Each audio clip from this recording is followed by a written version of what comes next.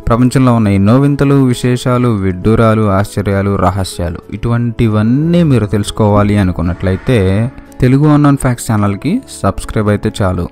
మనోడు 2 రోజులకు ఒక వీడియో వేస్తాడు, మనకి ఫుల్ నాలెడ్జ్ అనమాట.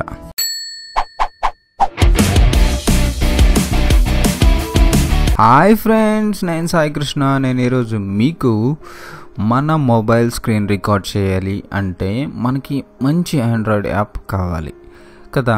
సో ఆ మంచి ఆండ్రాయిడ్ యాప్ ఏంటి అంటే నేను బాగా రీసెర్చ్ చేశాను. రీసెర్చ్ చేసి ఒక యాప్ని తెలుసుకున్నాను.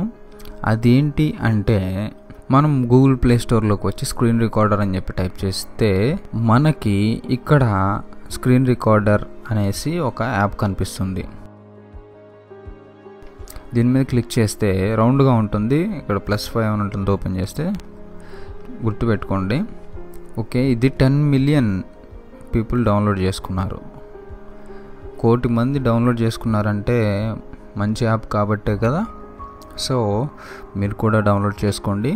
సో ఇక్కడ క్లిక్ చేసి ఇన్స్టాల్ బటన్ మీద క్లిక్ చేస్తే ఇన్స్టాల్ అయిపోతుంది.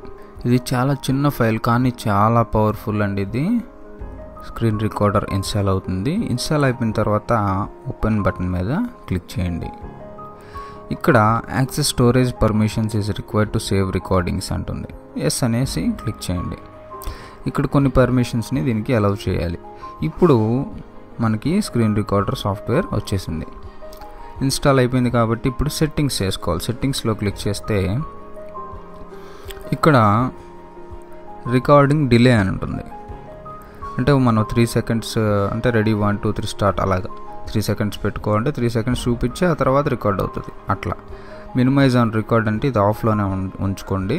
ఇక్కడ రికార్డ్ ఇంజిన్ దగ్గర అడ్వాన్స్డ్ విత్ పాస్ అని చెప్పేసి క్లిక్ చేయండి.